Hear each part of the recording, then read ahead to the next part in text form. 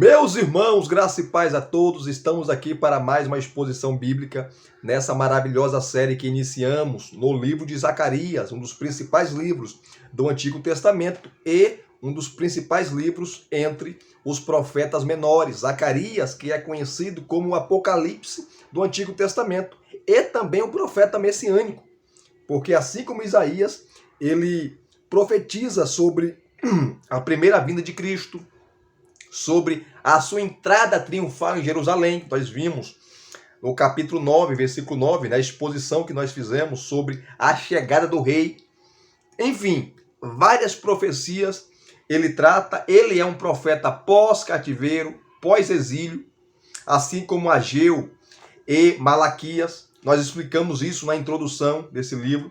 Então você pode acompanhar aqui todas as exposições que nós fizemos até agora sobre esse maravilhoso e estupendo livro.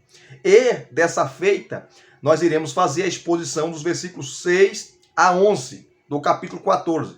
Lembrando que, mesmo sendo difícil, uma passagem difícil de se interpretar, complicada, a maioria dos teólogos e dos comentaristas concordam, dos exegetas, que o texto trata sobre a segunda vinda de Cristo. Inclusive, dos capítulos 12 a 14, você vai ter a expressão, ou você vai ler essa expressão 17 vezes. Naquele dia.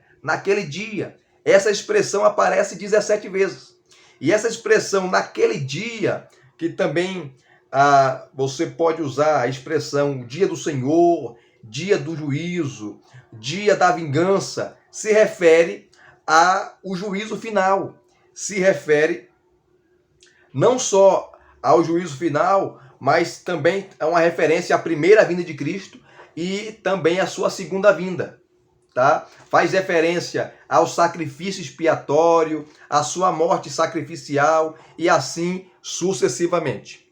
Ok? Então, essa expressão naquele dia aparece 17 vezes, que faz tanto a ligação para a primeira vinda de Cristo como a sua segunda vinda, que ele vem para julgar e estabelecer o juízo. E aqui você vê o contraste na primeira exposição que nós fizemos, nos versículos de 1 a 5 do capítulo 14, Cristo, sai em defesa do seu povo. As nações se levantam contra o seu povo, os inimigos se levantam para destruir o seu povo, mas Cristo sai em defesa do seu povo, conforme o versículo 3 do capítulo 14. E o capítulo 4, ou melhor, o versículo 4, que é disputado também, se é literal ou não, tá? Que fala que Cristo vem e ele pisa os seus pés, ou coloca os seus pés sobre o monte das oliveiras, sobre o monte, das oliveiras. E o monte, ele parte, ele se fende de um lado para o outro. Muitos entendem que não é literal. O profeta está falando da segunda vinda de Cristo, que será física, visível e literal, mas a forma que ele está falando da segunda vinda é uma forma apocalíptica, uma forma simbólica, alegórica. Ele está descrevendo a segunda vinda de forma simbólica e alegórica, conforme também Apocalipse capítulo 19, a partir do versículo 11, que João fala da segunda vinda de Cristo, ali, que é literal, é física e visível, mas ele descreve também, assim como Zacarias, a segunda vinda de forma simbólica, alegórica. Ele vem ali no cavalo branco, mas isso não significa literalmente, porque os cavalos brancos naquela época eram usados pelos reis, pelos imperadores, e fala de poder, autoridade, ponência e por aí vai. Então, essa é a primeira interpretação do versículo 4. Outros entendem que não. Isso vai acontecer literalmente. Cristo irá pisar os seus pés no monte, literalmente, Monte das Oliveiras, que foi o mesmo monte que ele foi assunto aos céus, e o monte literalmente irá se fender. Então há essa briga aí. E eu não quero entrar aqui nessa briga, até porque não é uma aula sobre Zacarias. É uma exposição. Exposição é pregação. Mas independente da posição que você adota, uma coisa é certa, Cristo volta e o texto está tratando da segunda vinda. E a exposição que nós iremos fazer agora, dos versículos 6 a 11, nós veremos aqui 5 verdades. Iremos destacar 5 verdades que o texto nos traz. Porque o texto aqui, dos versículos 6 a 11, fala das bênçãos concedidas por Deus ao seu povo. Primeiro ele vem, livra o seu povo, destrói os inimigos, tá? Isso fica claro aqui no texto. Ele vem, destrói os inimigos e dá as suas grandiosas e preciosas bênçãos. Nós já somos abençoados. Nós somos salvos, regenerados, justificados, perdoados por Deus. E só que falta, nós estamos vivendo entre o já e o ainda não. O já é a realidade do reino presente. O reino que é espiritual está dentro de nós, tá? Nós já experimentamos esse reino. E o ainda não é o reino em toda a sua plenitude, que não veio ainda. O reino em toda a sua plenitude, em todo o seu esplendor, a completude do reino, que isso vai acontecer quando ele voltar na segunda vinda, né? Que vai acontecer a ressurreição dos mortos, o arrebatamento da igreja, novo céu e nova terra, milênio, nova Jerusalém, estado eterno, tá? Isso é o ainda não. Está para o futuro, quando ele retornar. E vamos agora, sem delongas aqui, a essas bênçãos, tá? A essas preciosas bênçãos que os versículos trata aqui. Que os versículos trata aqui. Isso aqui é importante. E os versículos 6 e 7, nós temos aqui essa primeira verdade, né? Das 5 verdades que o texto nos traz, os versículos 6 a 11 nos traz, nós temos aqui a primeira verdade, né? Que é os versículos 6 e 7, que fala assim: acontecerá naquele dia que não haverá luz, mas frio e gelo, mas será um dia singular, conhecido do Senhor. Não será um dia nem de noite, nem dia nem noite, mas haverá luz à tarde. Ou outra tradução que eu estou usando aqui também, a NAA, traz assim: naquele dia não haverá luz, mas frio e gelo, mas será um dia singular, um dia conhecido do Senhor. Não haverá separação entre dia e noite, pois mesmo depois de anoitecer, ainda será dia claro. Aqui ele está falando do estado eterno, e nós veremos aqui, tá? Quando você faz um paralelo com o capítulo 21 de Apocalipse, mas nós iremos chegar lá. Nós iremos chegar lá. Olha só que maravilha, né? A maioria dos comentaristas, queridos, tá? Entendem essa expressão que aparece aqui, frio e gelo, no versículo 6, tá? Eles entendem literalmente, né? Entende que o texto aqui significa literalmente uma perda de luz das estrelas e planetas. As luzes das estrelas e dos planetas se apagarão, e nós iremos entender por quê, tá? E essa tradução aqui, tá, encaixa-se melhor no sentido geral da passagem, o contexto, tá? Zacarias aqui está descrevendo um dia singular, um dia como nenhum outro. É um novo dia, é uma entrada no âmbito eterno, em que o dia e a noite, com as suas respectivas luzes, sumirão. Então, o sol governa o dia e a lua governa a noite.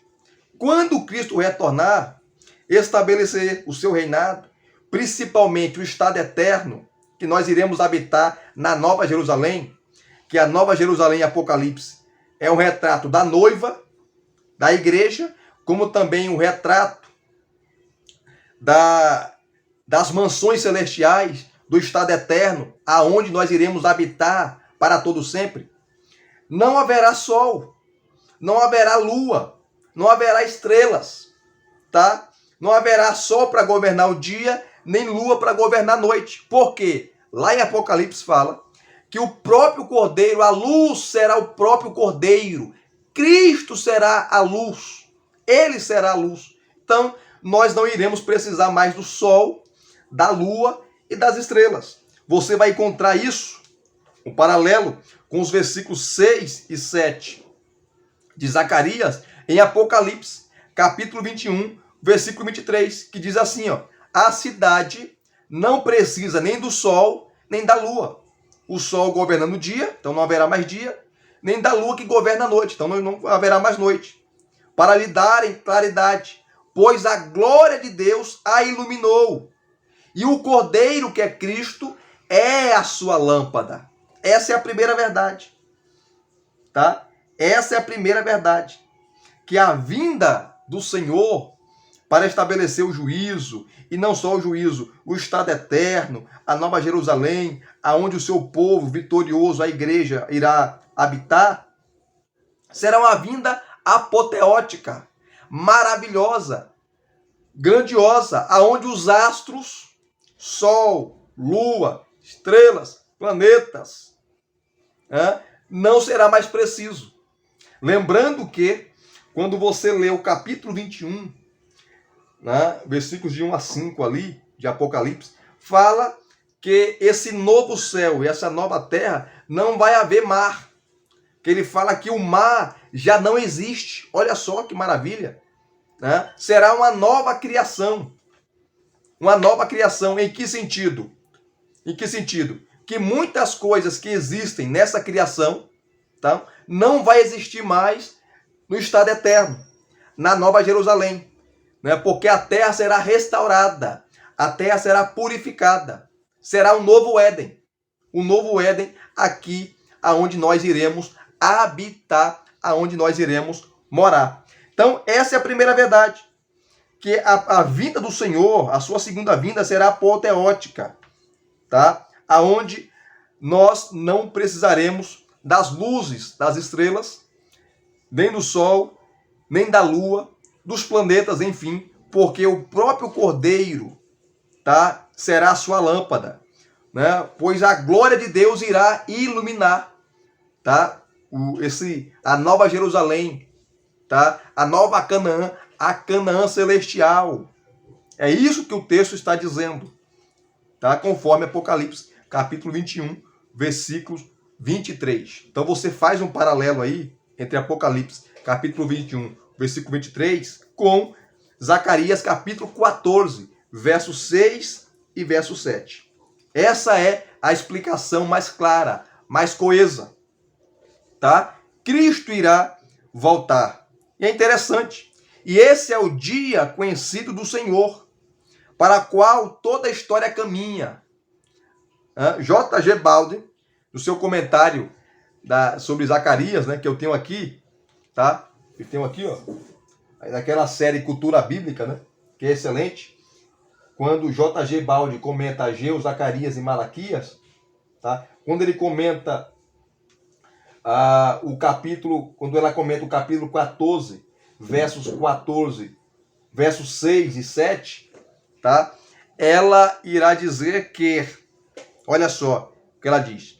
Ela diz corretamente que o tempo não será mais medido em dias, porque não anoitecerá mais, tá? O dia singular será contínuo. E você tem Isaías, capítulo 60, versículo 19 e 20. Apocalipse, capítulo 21, versículo 25. Tá? Capítulo 22, versículo 5 também de Apocalipse. Então é como se o dia, será eterno. Não haverá mais noite. Porque a lâmpada da Nova Jerusalém, da Nova Canaã celestial, será Cristo Jesus, o Cordeiro de Deus. Tá? Essa é uma verdade. E nós estamos aguardando acontecer quando Cristo retornar. A segunda verdade que o texto nos traz, tá, é que um rio de vida será aberto. Um rio de vida será aberto, conforme o versículo 8. Olha só o versículo 8, que diz assim, ó: naquele dia também sucederá que correrão de Jerusalém águas vivas, e metade delas para o mar oriental, e a outra metade até o mar ocidental. No verão e no inverno sucederá isto.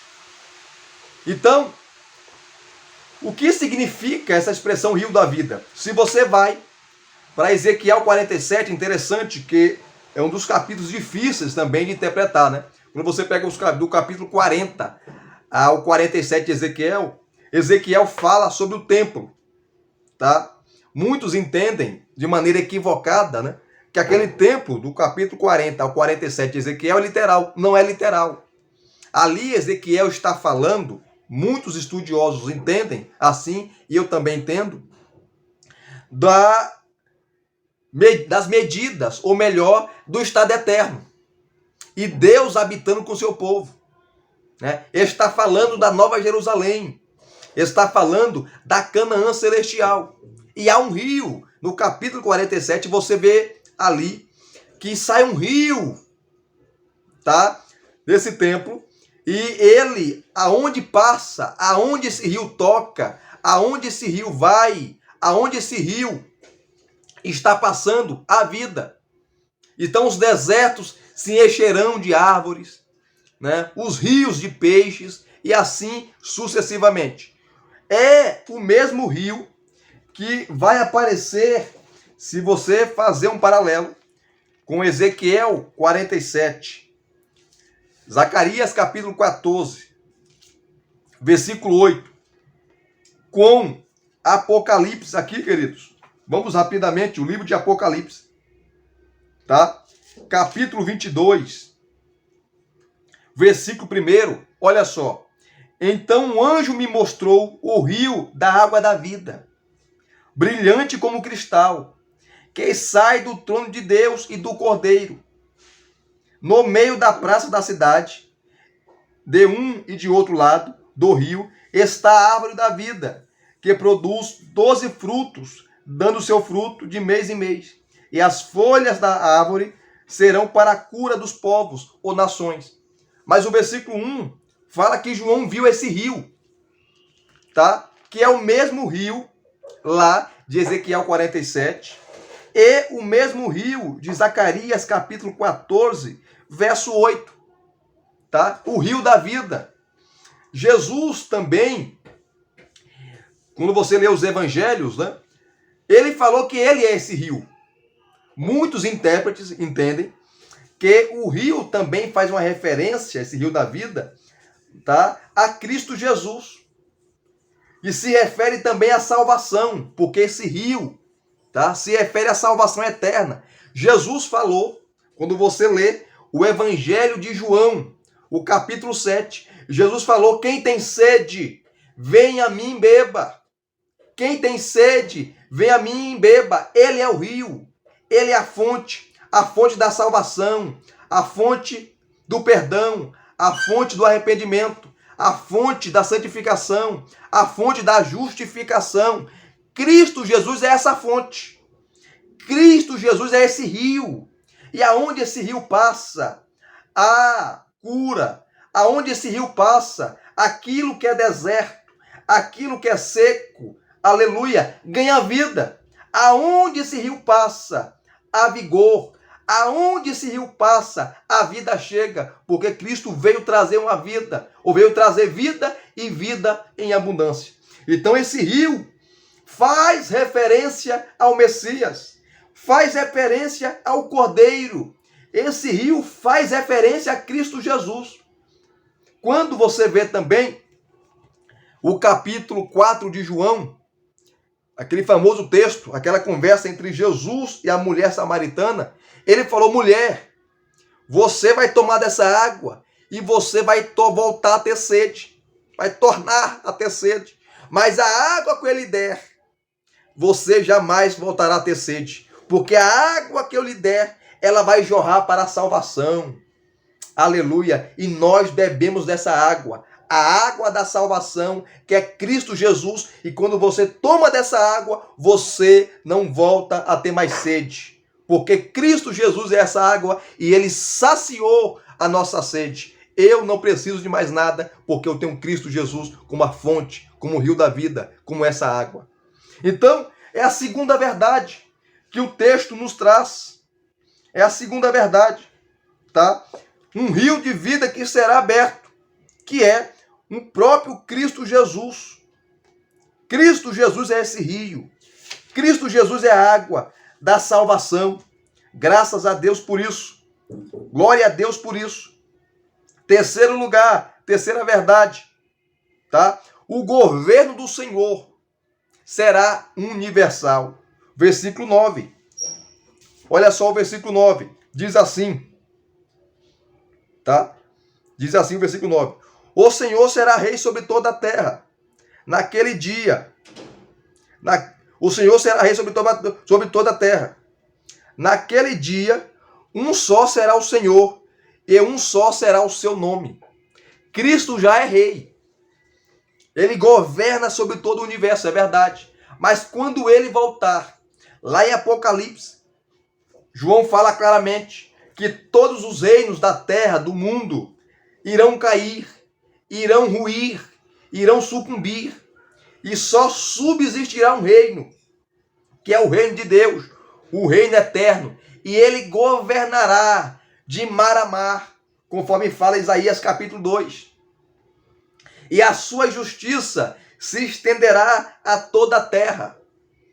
Ele governará tudo e todos. É aqui o versículo 9 está falando. É a terceira verdade, é a terceira bênção. O governo do Senhor será universal. E aqui está a verdadeira consumação de toda a história. Toda a história. A coroação do Senhor Jesus como rei sobre todos. Isso é o que Paulo escreve. Quando você lê Filipenses, capítulo 2, versículos 9 a 11. Onde ele fala assim, ó. Pelo que também Deus o exaltou soberanamente. E lhe deu o nome que está acima de todo nome. Para que ao nome de Jesus se dobre todo joelho nos céus, na terra e debaixo da terra. E toda língua confesse que Jesus Cristo é o Senhor, para a glória de Deus Pai. Por isso, as vozes do mundo clamam, o reino do mundo se tornou de nosso Senhor e Salvador Jesus Cristo.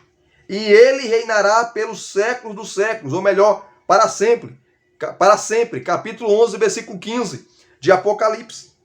Tá? E de acordo aqui com J.G. Baldi, no seu comentário sobre Zacarias, o que é novo aqui é que todos reconhecerão que o Senhor é o único Deus.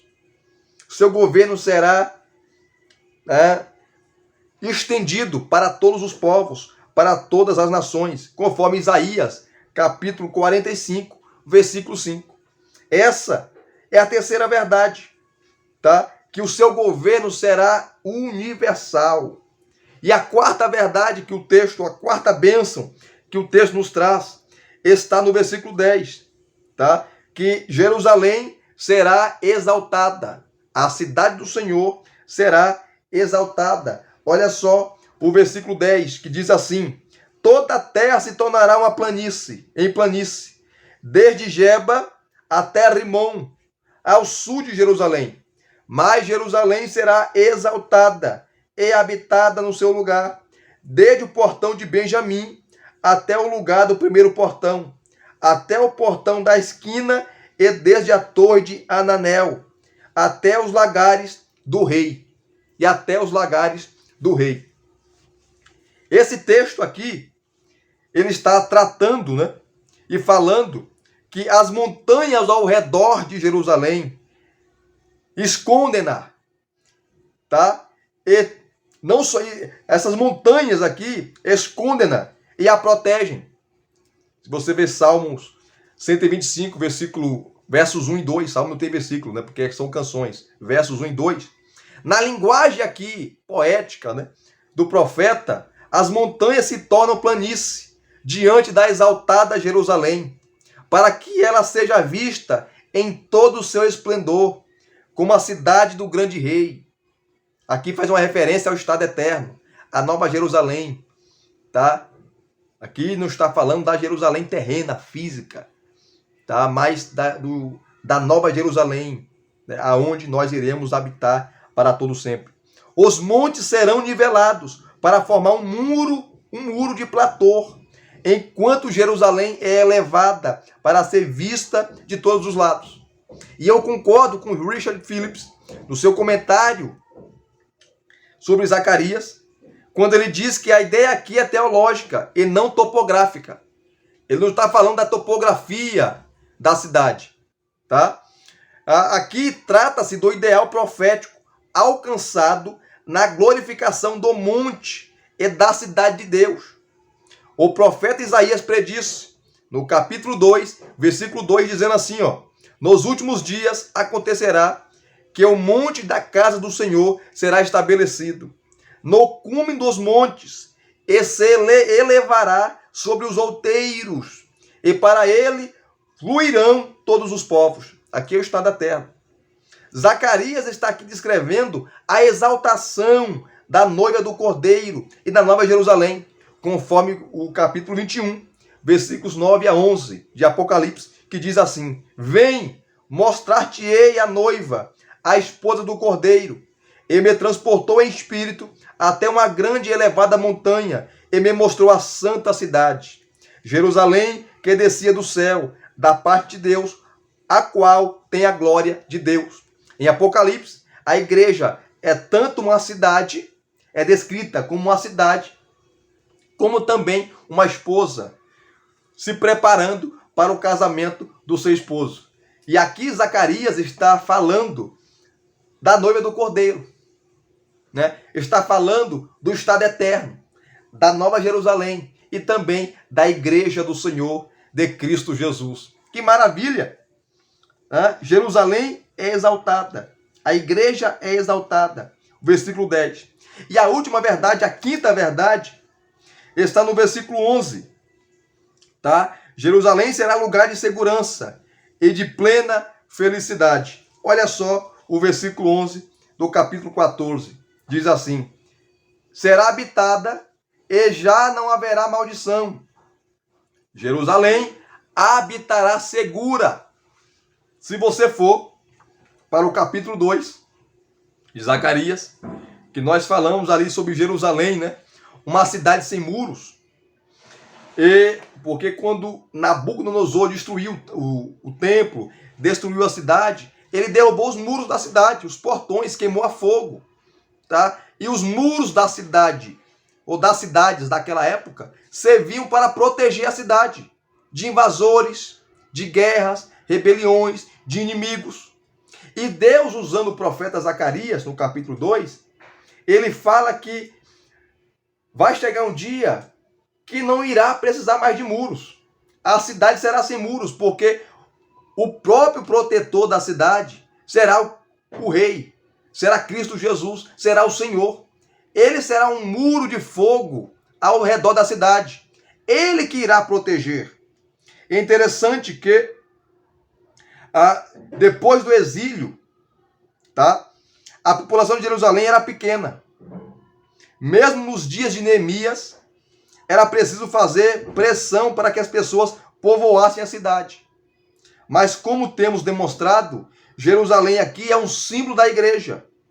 Zacarias está apontando para algo maior do que simplesmente o repovoamento de Jerusalém. Ele está falando sobre a igreja glorificada, a Nova Jerusalém, a cidade santa, onde nada contaminado entrará. Capítulo 21, versículo 27 de Apocalipse. O mal será eliminado, erradicado da cidade. Deus estará com seu povo para sempre, e o seu povo o servirá, e com ele reinará pelos séculos sem fim, em plena segurança e perene paz. Que maravilha, né? Essas são as 5 bênçãos, ou as 5 verdades que o texto nos traz, falando sobre o estado eterno, falando que quando Cristo voltar, na Nova Jerusalém, não haverá sol, não haverá lua, não haverá estrelas, porque o próprio Cordeiro será a sua lâmpada, o próprio Cordeiro será a sua luz, não haverá maldição, né? A igreja será exaltada, a igreja será glorificada, a igreja estará no topo, porque Cristo Jesus, o seu esposo, a exaltará. Que texto maravilhoso! Então Zacarias está descrevendo a segunda vinda e também está descrevendo o estado eterno, o estado final dos santos, o estado final dos justos, o estado final de sua igreja. E aqui nós concluímos e terminamos mais uma exposição bíblica. E se vocês gostaram de mais uma exposição bíblica, deixe aqui o seu like, né? Se inscreva no canal se você não é inscrito, comente também. E depois de se inscrever, acione o sininho para receberem todas as notificações. Graça e paz mais uma vez. Muito obrigado a todos. Até as próximas exposições.